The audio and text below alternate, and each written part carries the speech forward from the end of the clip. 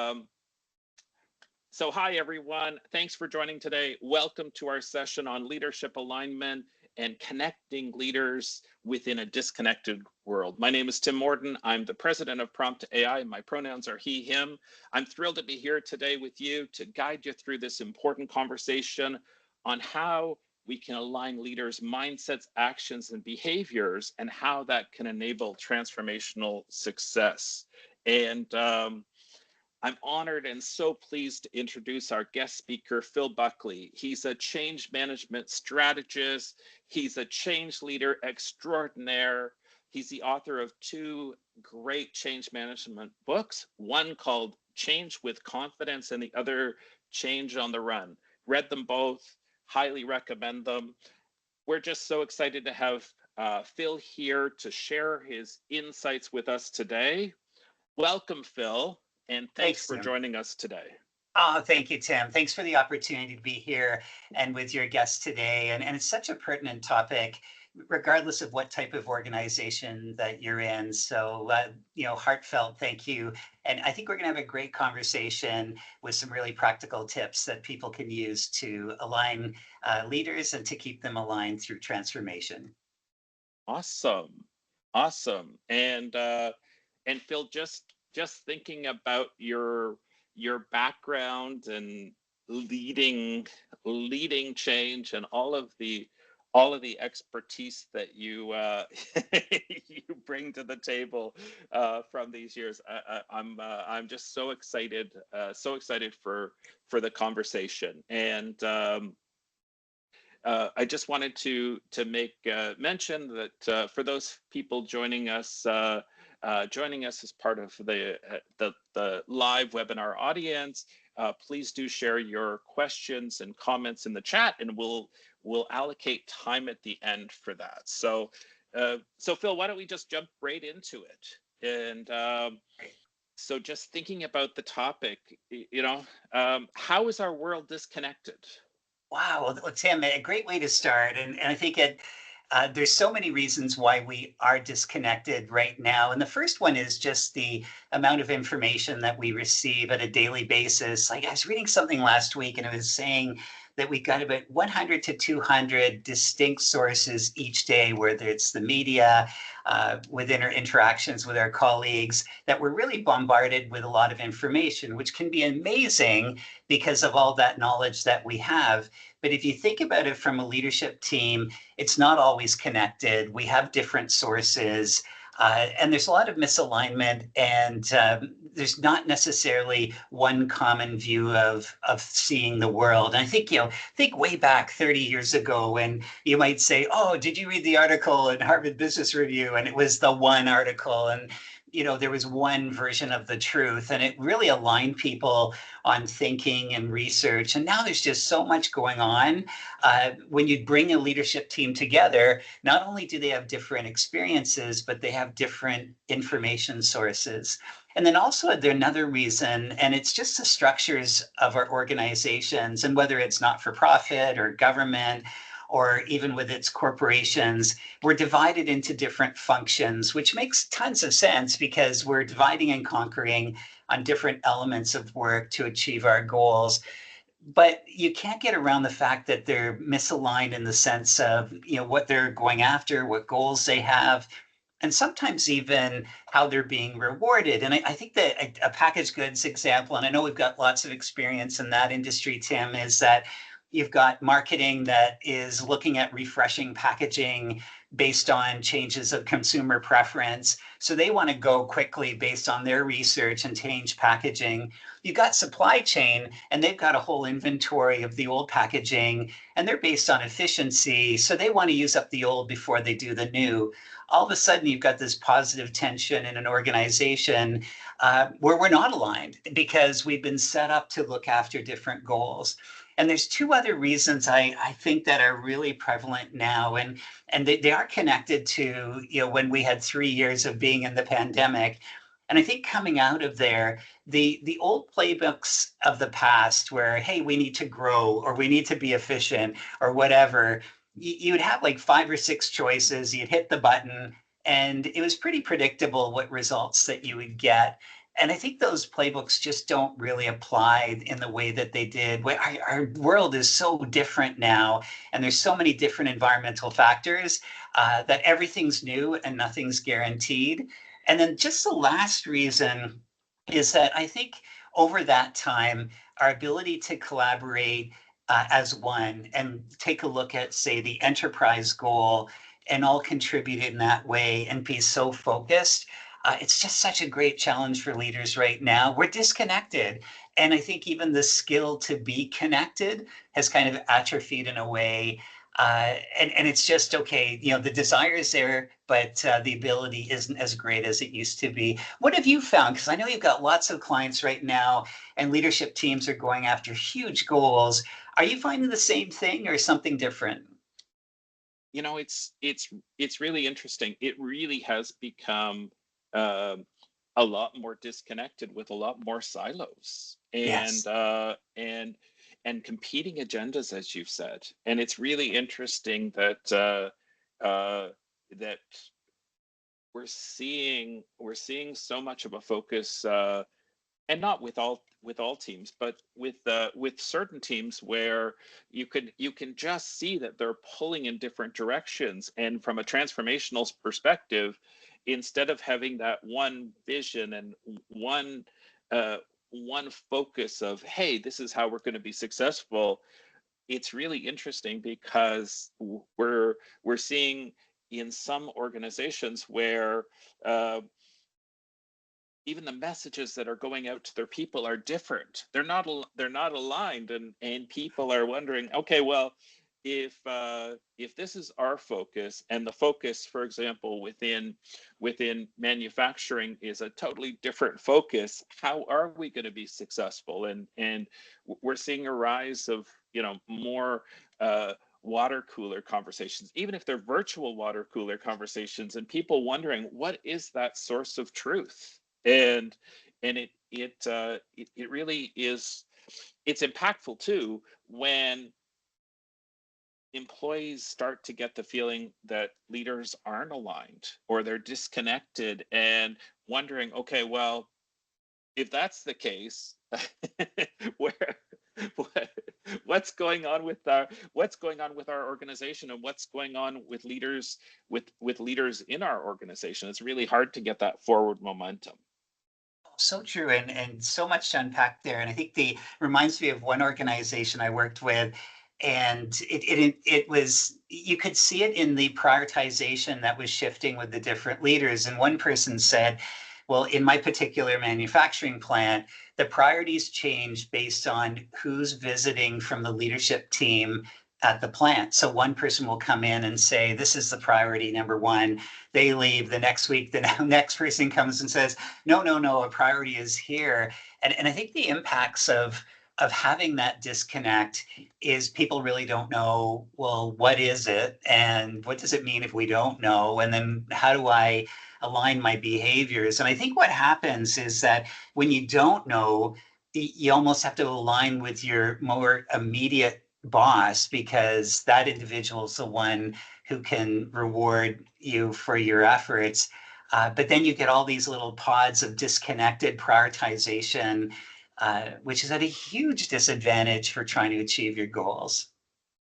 Yeah, it really is. And I just wonder, uh, do you think COVID, and all of that time that we were separated, do you think that's really had an impact? Or is this something that, from your experience, that just has been an ongoing thing within organizations and Yeah, within thank you. leadership teams? Great question. And I think it has, and why. And it's so interesting now, Tim. Do you find that since time has passed, people are kind of, I'm over COVID. I don't want to talk about it. I'm done. Let's just keep moving, almost like it hasn't happened. And I don't think that's wise, because it had such a big impact. And I think for leadership teams in particular, and again, kudos to so many leaders that really stepped up, and they marshaled the organization to get through, and all of those challenges that they faced. And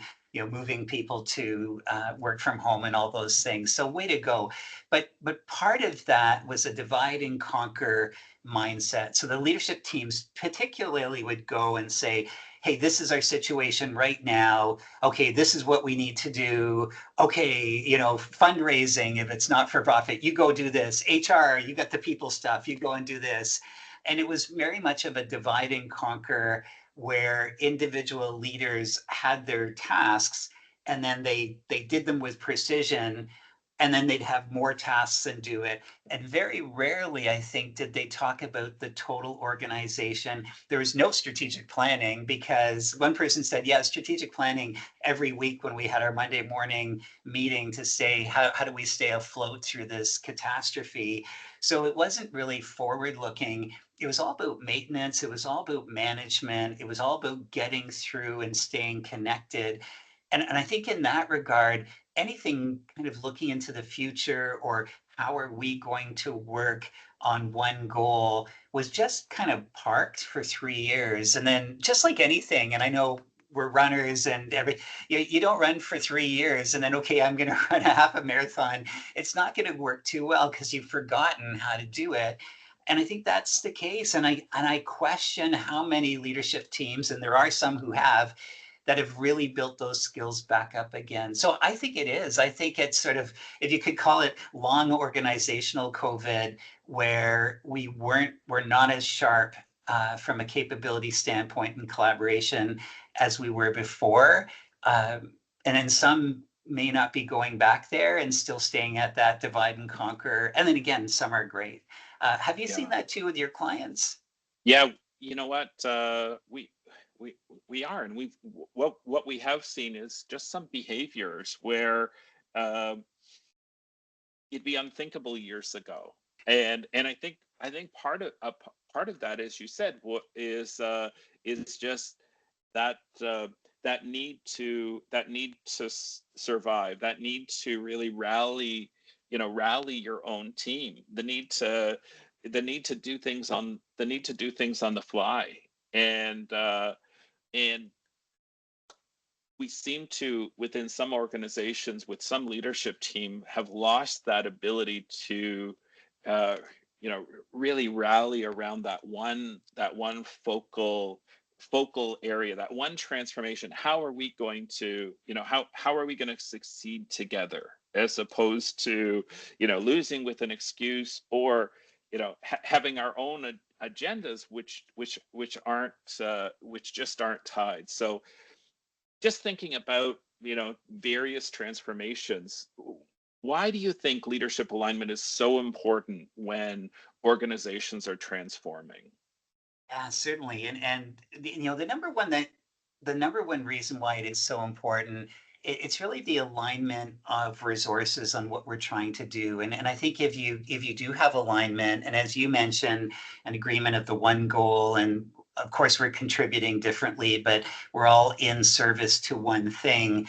Uh, then it's really about where do we place our resources, and we place them on our priorities. So you tend to get really consistent and good and effective execution when you have alignment, because we all know what we're trying to do. We're all in agreement of that, and we're giving up our resources for this sort of enterprise clause, which I think is great. And I think when you don't have that, you get those behaviors, as you say, those agendas, and you start getting sort of all those sort of pet projects and things like that, or conditional listening based on if it impacts me.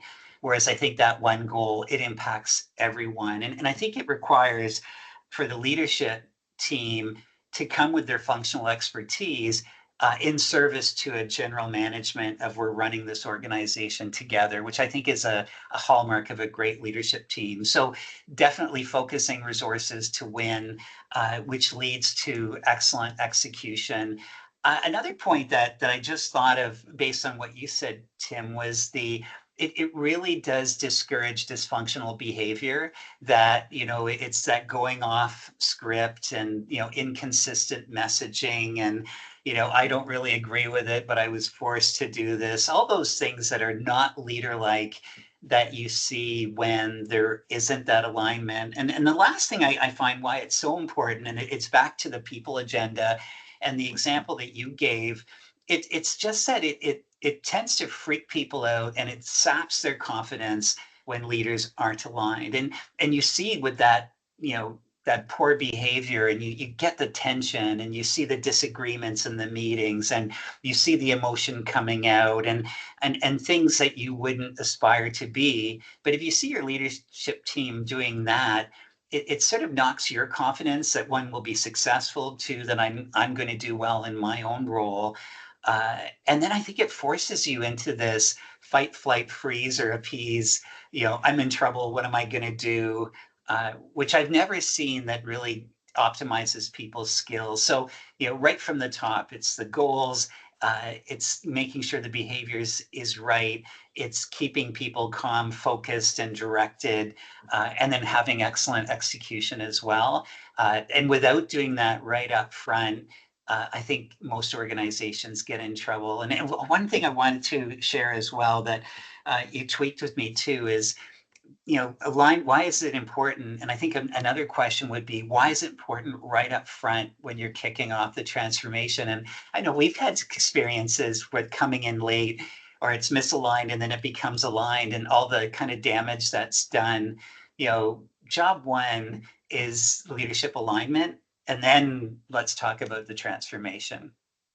Yeah, yeah, and I think even to that, it's that understanding of leaders needing to lead and be sponsors through this, and and and build that alignment with their peers about why this is important, what we're going to do, how it, just understanding those impacts across the organization, and keeping people aligned, as you said, on the why are we doing this, what's the difference, and then really building upon that mission. But it's just so interesting, and I know we've seen it where so often uh, leaders who aren't the primary sponsor, they they don't they don't believe it's always an important initiative or transformation. Oh well, it's going to impact us somewhat, but that's uh, we don't need. We're going to stay focused. We're going to stay focused on this, and that's just not a good recipe. Absolutely. And just uh, how do you determine, so you've just started working with a client, how do you determine that a leadership team is misaligned? It's so interesting because, again, I think there's a privilege from being an external person coming into an organization. I think the clues are a lot clearer. Whereas if you've worked within one organization for years, you're part of the culture, and part of the clues become normalized. It's just the way we do things around here, whether it's lack of listening or whatever, and you don't see it as anything different. And then you don't see necessarily the risks of what that's doing, because it's just a fact of life here. But I think coming in as an external support, you start seeing the cues and the signs of what's happening. And some of the big ones for me are decisions that are revisited. And have you ever seen that, where it's like, yeah, we decided that 3 months ago, but now one of the leaders is coming back and saying, well, I really don't think that's the way we should do it. So then it's hauled back and dragged back into the meeting, and it's revisited again. And the poor person who owns the decision said, hey, we had agreement on that. Yeah, but I'm not really supportive anymore. So it's that loss of traction, and you're just kind of stuck in the mud, because even if you decide, it's kind of not written. It's not written in stone, because it can always be turned back. So again, and I think that leads into some of the dysfunctional behaviors of not honoring commitments. So, hey, I'm accountable for this, but I didn't do it. And that's really easy in steering committee meetings or whatever. It's like the person again didn't honor what they said that they would do, or even I think even more challenging than that, unclear roles, like who's running the show, and who's accountable for what, and what's the governance, and it's all murky. And I think part of why it's murky is it's tense, and then whoever's running the transition or the transformation, they know it's going to be a tough conversation, so they avoid it, and they don't really have those hard conversations of leadership to say, hey, I'm running this, or who makes the decisions, or in this certain scenario, this is how we're going to operate. And by not having clarity, it leads to mayhem and just disorganization. Lots of bad behavior of lack of listening. And one thing it's so interesting, I find, and it seems small, but I don't think it is. And it'd be interesting to see what you think too, Tim. Meetings that just start late. Your first meeting with the leaders, and it's, hey, it's like 10 after and we're not meeting. It just speaks volumes of, lack of rigor. The people are showing late because they don't value it. Have you seen that too? It's just something so simple is not honored, and it kind of, you scratch the surface of it and it just scratches to dysfunction as a team. Yeah, it's so true. And you had talked about an important point where decisions getting revisited, and part of that is leaders not being engaged up front, Yeah. not being engaged and not staying engaged, and not following along. And all you got to do is think about a steering committee when uh, you know leaders start to delegate their role, or they're not showing up, or they're showing up late, or when they are there, they haven't read the pre-read, and they're not engaged in the conversation and understanding when a decision is made, the impact that that's going to have. And you can see when a leader is engaged and involved, and they're asking the right questions. But it's it's so disheartening when you see leaders not showing up and not engaging and not having those conversations that are just so essential, and being able to actually defer to their direct reports and their team to get in and understand, okay, if we make this decision, what impact is it going to have, and you know uh, how do we get on board, and keep things moving forward so that we can successfully move this transformation forward.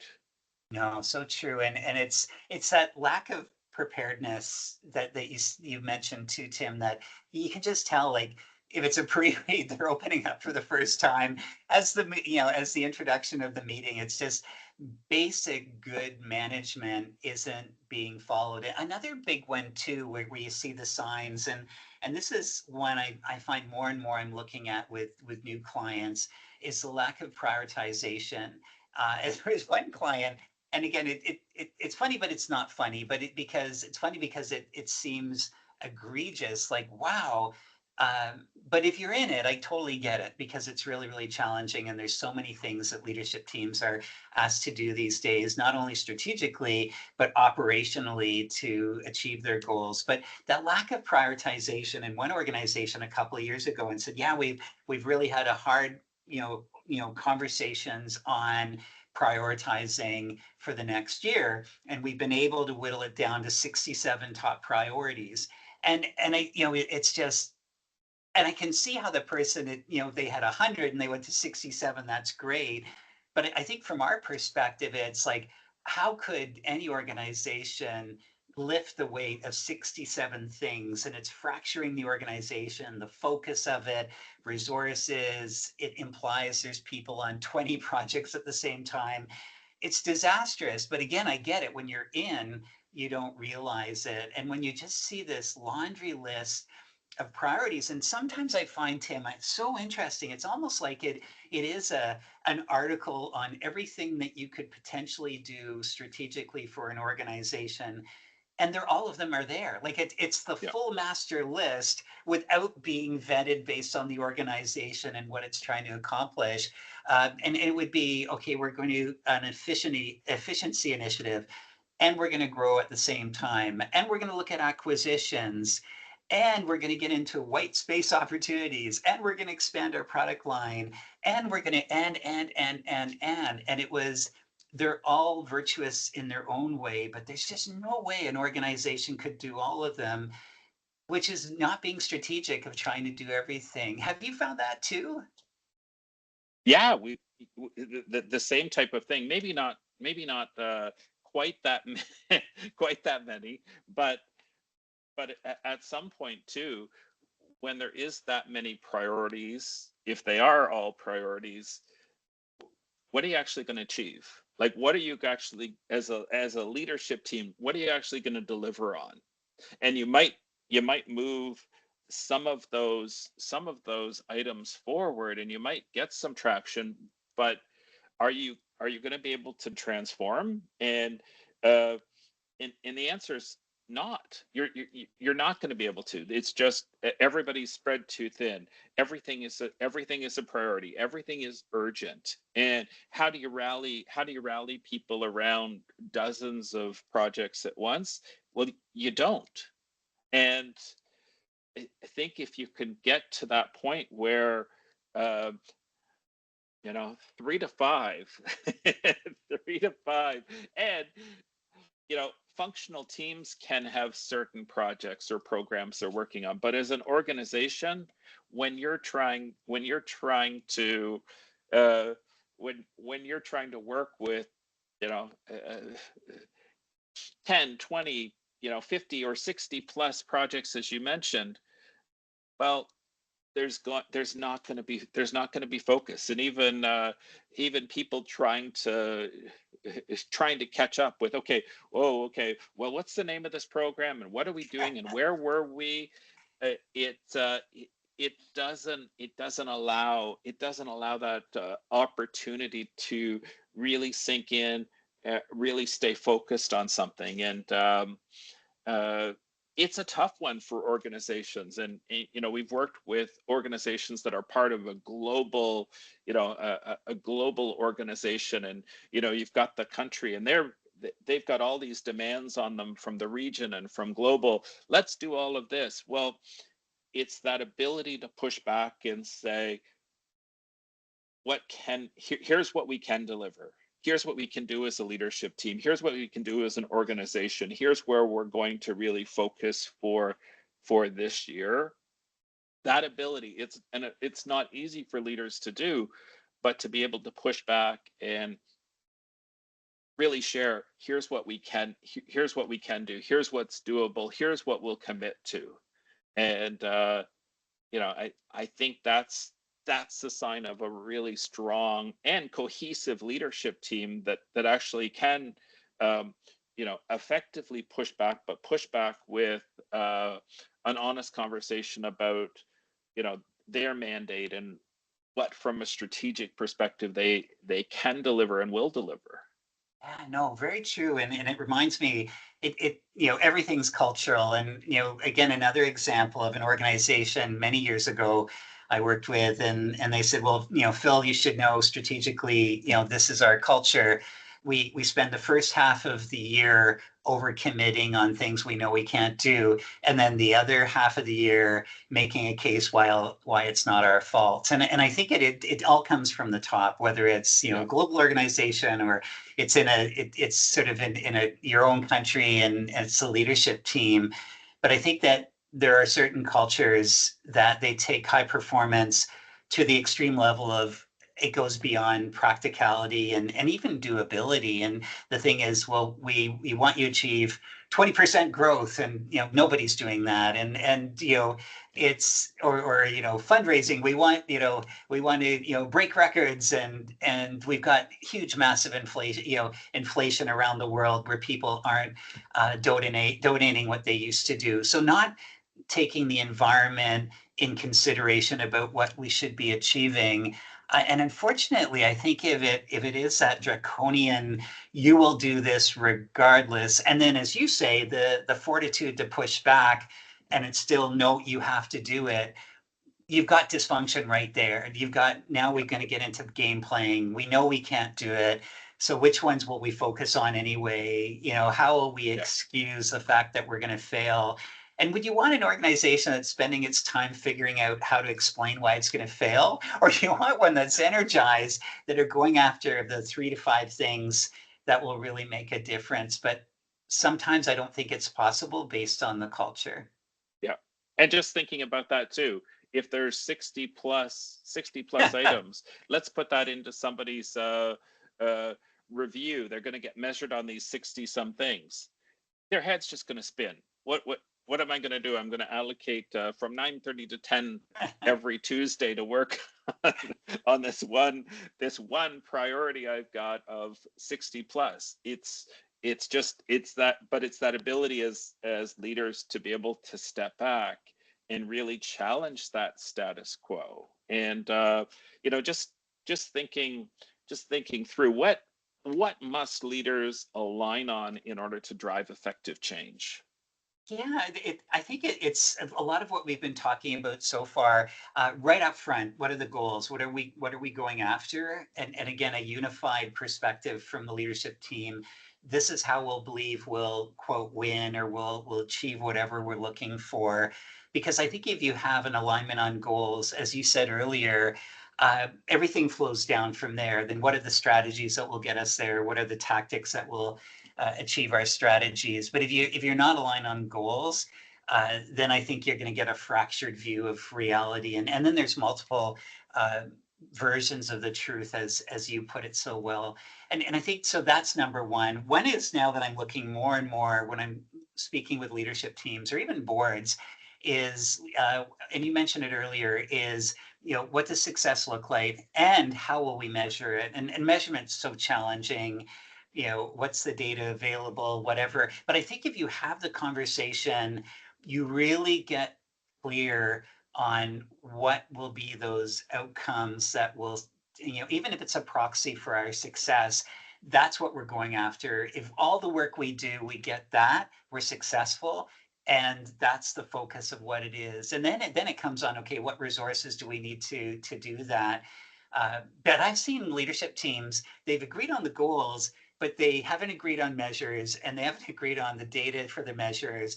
So when all this data comes up at the end, it's a fight. It's like, I didn't agree to that, or that's not a success for a measure for me. And then what everyone agrees on is what we disagree. And then you don't really know whether it's a success. And then the lessons learned are murky as well, because, well, what worked well and what didn't work well. Some really interesting things that I think that everybody that's listening to our webinar should consider too is, it is all about the leaders and their behaviors. I think what they need to align on is, what are the behaviors that we need to demonstrate, mindsets, actions, and behaviors, as you said at the beginning, that will demonstrate our commitment to what we're going after and how we'll get it. And I find that leaders just don't know for the most part, or based on their experience and other companies they've worked with or in other organizations, they've got a version of the truth of what good leadership looks like through transformation. But if you don't have the conversation to align it, you're going to get different versions, and that disconnect with what people see. And then everything counts, and they make assumptions based on what the leaders are doing or what they're contradicting and what they're saying. So what does good behavior? And there's so many great statistics on this. And one, I think, is McKinsey, that said, even if you line your behaviors as a leadership team, you've got 530% uptick that you're going to be successful. And I just seen so many good leadership teams act differently and confuse the organization. And that leads into the messages. What are you saying outside of the meetings? If it's just one song that everyone's singing, man, is that really powerful? What have you seen, Tim, about, again, what those key things about aligning? Yeah, I think we've talked about the goals, but I think roles, responsibilities, and accountabilities. I think even um, understanding what the role of the steering committee is, as well as each one of, each level that's involved within that organization, understanding what the role of the project team is, how they're going to align as well. One of the things that's been so important for us from an alignment perspective is prompt AI, understanding sentiment Mm. when people are going through change. So understanding what people want and need and what's important and what they want to hear from the project and from leaders, and really understanding the current state assessment of what really is happening, and that understanding of where do we need to go. So what does that future state look like? And one of the things that comes to mind is, we've seen organizations where they've decided that they have to move to a new technology enabler, and they try and recreate the past. They're trying to recreate and make something that they've got today work exactly like it did 20 years ago, when it was created, and not looking at ways to innovate. And I think Mm. it's that ability to really challenge that status quo. And one of the things that we see as well is um, leaders operating with information that's not complete. Mm. So operating from a lens of, well, this is really the problem that we need to solve, and a disconnect from the leader to what's really happening in day-to-day operations. And that idea of, well, if we're going to transform, it's so important that we understand what is happening today. What is the reality? what what's going to change roles, responsibilities, accountabilities for everybody that's impacted, and starting to get them engaged, of course, in that journey, and understanding that why. And I know you've seen this as well. So often we've got leaders who just say this is a good change. People will just get on board. It'll be wonderful because it's such a good change. And they've had you know they've had months and months of meetings to digest and understand what's going to take place and what this means. And they've had opportunity to ask their questions and go through the change process. And they forget that their people need that opportunity to go through. And even if something is perceived as this is great, it's still a change. And we need to support people on that journey, and leaders need to understand that they've got a huge role to play in that. And each one of them has to be sharing the same message. No, that's so true. And I love your point about even being aligned of where we're at right now. And the glory days syndrome where, hey, if we could only go back 5 years when we were the top players or whatever, but the whole world has changed. And I think your point about understanding the sentiments of the employees, where they are at, where the organization is at, which is really about their capabilities too. And then really understanding from there, well, really what has to change for us to honor this new strategy or where we want to get to? How do they have to think? What are the routines that they have to do, and how will they have to behave? And that's a deep dive that sometimes I think in the desire of expediency, and we've got to tackle this and let's move. And as you say, the leaders have talked about this forever. So they've already made the change in their head. It's let's get going versus let's really understand where we are. So when we do get going, we're successful. Yeah. And it's that it's that importance, as you talked about, of the pre-planning up front, of doing it right. Because um, you know we've heard before, oh, this is just going to slow us down. Well, if you can do things up front, get things in place the right way, build some effective momentum and maintain that momentum, you're going to be so much further ahead than having, as you said earlier, well, we're going to revisit this and revisit this decision that was made 3 months ago. No, let's do it right. Let's put the pieces in place that need to be in place to set people up for success, and set these transformations up for success from the start. It's really that building and maintaining that momentum with the right levers in place. So true. Well said. And just thinking about determining the level of leadership alignment. You know, what do you think are the best ways to determine that level of leadership alignment? Yeah, thanks, Tim. It's an interesting one because I find that sort of when you engage with an organization at the first, uh, typically there's a presentation that we're really aligned. Like it's sort of that best foot forward. Everyone's aligned here. It's great. Or there's a little bit of misalignment, but we're great. But I think it is sort of that desire to present the best face forward. Usually, even if there's disconnects, I think it's a light touch versus really getting in and finding out to what degree that leaders might be aligned or misaligned. So it really is through interviewing the leaders and really getting a conversation going about how aligned are they. And I think when you do that, it's really the behaviors you're watching for. Are they aligned? Are they excited? Do they say, well, you know what, this really doesn't affect me at all? Whereas, it's going to have a huge effect, like you mentioned. But from their perspective, they're not aligned because they don't think it really impacts them at all. So they're just going to go off and do what they're doing because this really isn't important. And I think in organizations now, with the digitization and the reliance on transferring data across organizations, it's hard to come up with a fairly substantial transformation that doesn't impact every group in the whole organization. You're all impacted, whether it's the inputs or the outputs or whatever.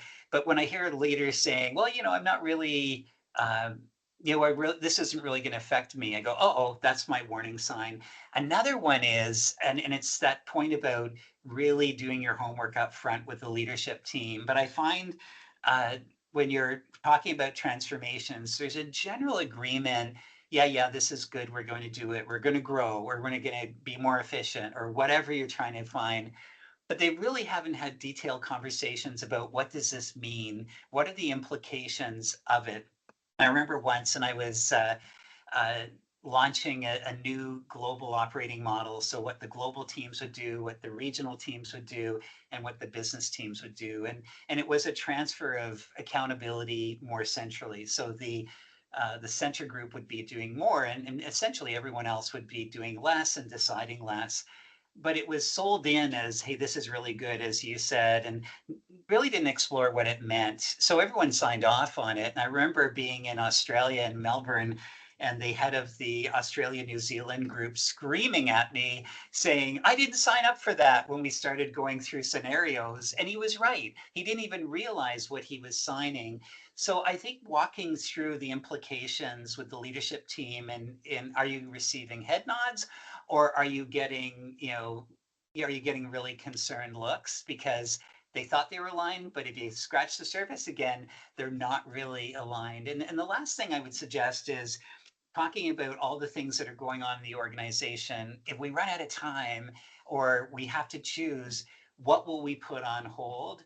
And if they're not clear that, okay, this is our number one priority, then again, you've got misalignment. But it's all about the leaders and their behaviors, which I think is a great theme of our whole conversation today.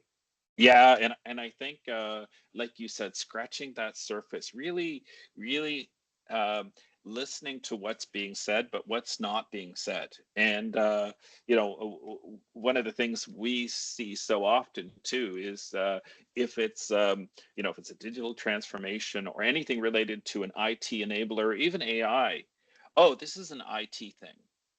This is and and meanwhile, no, it's not. This is a business enabler which happens to have a component that's related to technology. But as leaders, we really need leaders to uh, really be that sponsor and step up and understand that there is a reason that they're on that leadership team, and they need to not be paying lip service to it. And the other thing too is we so often we hear, well, these things within our organization, they always fail. And it's again, it's countering that narrative with, how can we as a leadership team get aligned, really drive transformation effectively, and be able to challenge that past thought and that past behavior about, okay, this is different, and here's how we're going to show up differently, and here's how we're going to be aligned differently. And from your experience, when you've got leaders that aren't aligned, how do you align? How do you align leaders? Yeah, it's such a good one. I think the kind of keeping them aligned is challenging as well. And I think so. How do you align them is very much on kind of getting that right up front, the whole goals and these are our priorities. What happens if we have to shift things around? Let's go through the scenarios. Who's actually deciding? Who's making the decisions going forward? Um, and being really clear who has sort of that power in doing it, and really pushing the leaders not to say a bunch of people and we'll figure it out and all those things that you do to avoid the hard conversations. But the future looks this way, and this is where decisions are being taken. This is who will have the final call. Here's who has a say in giving some input, and that's it. There's no negotiation. That's what you're signing up for. So I think if you can get all of those things and really having the hard conversations, especially for leaders who are losing authority, because I think most changes imply changes to structure or decision making and roles and accountabilities. And there's going to be people with more to do and greater power, and there's ones with less power, all in service to a greater output. But you really have to get into that. And if everyone goes, yes, I don't like it, but I agree with it because it's better for the organization, then we're good.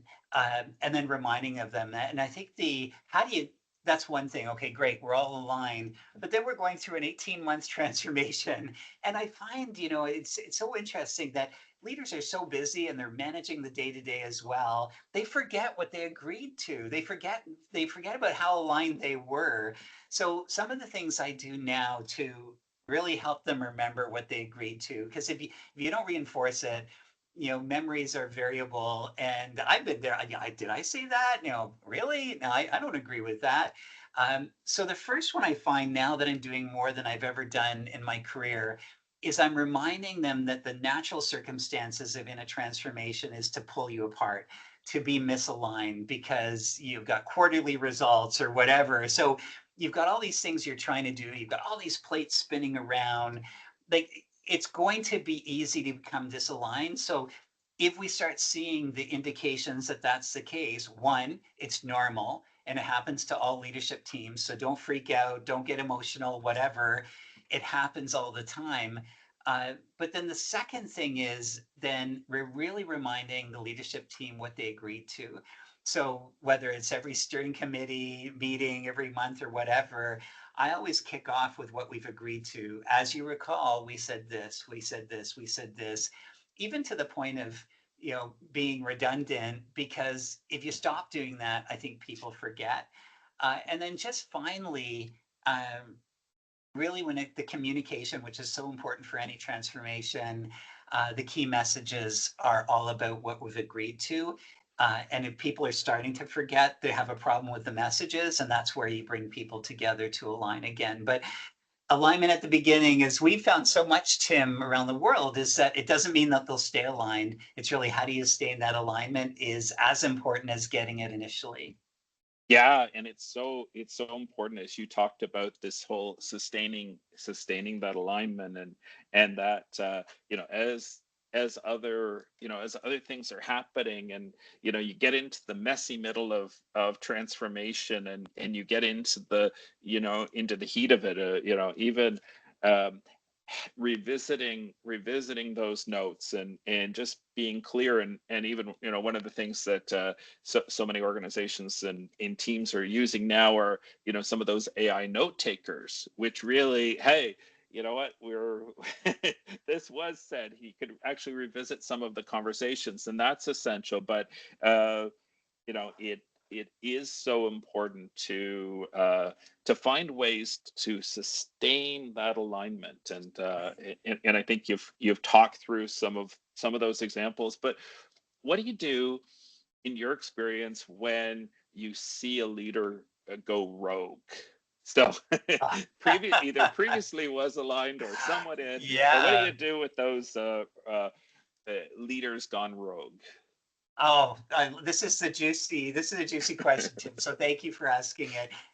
Well, first of all, I'd say to everyone who's listening, and I think just going through any transformation in any role that you've got, expect that this is going to happen. It's just, sometimes I find if we don't have expectations that things will go a little off the rails, we again fall into that fight, flight, freeze, or appease. And again, I'm never at my best when I'm freaking out or I'm pressured. I'm just trying to alleviate the situation instead of thinking about it effectively and strategically. And what I find is that how it manifests where someone going rogue is all of a sudden they're acting differently than they did before. They're coming in late. They're talking in the virtual hallways that they don't really support it. They're being more competitive. They're angered easily, like all these things. Like what's going on with Phil, because that's not the Phil we saw at the beginning of the transformation. So that's again the clues to say something's really going on here, where in this case he's not on board anymore, or checking out, just like not reading the pre-reads or whatever. They're just kind of sliding through and not putting any effort into it. And what I find is, and really what this is it's the pure resistance of change that is so fundamental to any transformation. For whatever reason, they're resisting. So what I do is, first of all, it's like anything with resistance. If you don't get in quickly, it's never going to go away. And I've seen leaders go, well, I'm sure it'll blow over. It never blows over. It always gets worse, right? It always. A retail example is, you've got this retail store and you've got a dress code, and all of a sudden someone wears jeans. And then the manager doesn't say anything. The second time they wear jeans, the third time everybody's wearing jeans. Like it just masticizes and gets huge. So you got to get in quickly. And what I do is I go right to the source and I ask them, hey, what's going on? I've noticed you've had these behaviors. Why have you changed? I'm really, really curious. And so basically, I'm asking, why are you resisting? And then if they say what it is, and maybe it's an misunderstanding, and then we can correct it and they'll get back on. Typically, that's not the case. Something bigger is going on. So then I share kind of what the impacts of, by what you said, offline. Now people are doubting what direction it is, or people are getting confused, or now they're getting scared, or because of this, it's really you're challenging the president's authority, and that's having a negative impact on it. So, based on the impact, point two, maybe they'll correct their action. Maybe they don't care and they're just going to keep going. And at that case, I think you've done all you can. One is you pointed it out, awareness. Two, you've showed the impact, the negative impacts. If that's not working, then you've got to escalate. But what's really, really important from a trust building standpoint, you're not trying to call out this individual and shame them. You're trying to correct the behavior and get them back on track. How do you erase their roguism? So then what I always do is I just say, hey, great, we've got two different opinions here. Let's go to uh, the head leader. And why don't you just say what's on your mind and what's going on? I'll talk about just what I talked about with the impact, and we'll resolve it. So the worst thing you can do is behind that person's back, go, this guy's being, or this person's being a rogue. Um, and then deal with it head on, because it's really hurting the transformation. So quickly get in, hopefully resolve it through awareness, and if not, escalate quickly, but in a really collaborative way of no side conversations. That's brilliant, and it is so important to get in there and not put it off, because it is uncomfortable, and it's so easy to just, okay, this is going to blow over, but we know that it can escalate and completely derail. So it is so important to call it out, to understand and to make sure that there's a way to get back on, to get back on track, not lose that momentum, and not let that rogue actor, you know, cause something to derail. So No, it's so so true. essential. It's so I, essential. So we're almost out of time. oh, that's It's unfortunate. been a This has been such a fascinating, great. absolutely fascinating conversation. Is there any closing thoughts that you have? Any any one or two key takeaways that you want to leave the audience with today? Oh, thank you, Tim. And again, thanks for the opportunity to have our great conversation. The first thing I would say is we talked a lot about dysfunction with leaders, and they're not doing this and they're not doing that, and the impacts it has. But leadership is really tough. And I think the environments in which these leaders are working, again, across all types of organizations around the world, it is tough. And I think it lends itself to dysfunction. You can't do everything, you can't prioritize uh, on everything. And there's so many different new developments in your environment that come up every day, and there's lots of headaches. So huge empathy for the role of leaders. And I think if you go into it, for everyone who's listening, understanding it's all too human, it's natural that people will do this. Even going rogue is natural if you're threatened. And then I think it's how to get people back on track. And again, that, managing the front end. The one thing is, there's always a let's go, go, go, go. We have no time for planning. We need a plan now. Being really vigorous and making sure you do have the right conversations up front makes it so much easier along the way. So very human. It's going to happen, but take the time to have the hard conversations beforehand, because they're even harder in the heat of the night when you're in the middle of a transformation, and everyone's just trying to do the best they can. I think our role in change transfer and transformation or project management is, how do we help them be their best going through change? Well, well, that's a great way to leave it. And thank you, Phil, for sharing Thank you. your thoughts, your expertise, amazing insights, and thanks to all of you that have joined. We'll make this recording available to anyone who wants to revisit the session, share with your colleagues, and thanks for joining us today. And thank you so much, Phil. It's been an absolute pleasure, and just amazing, amazing insights. So Thank you, Tim. thanks again, and we'll see you soon. Goodbye, everyone. Bye for now.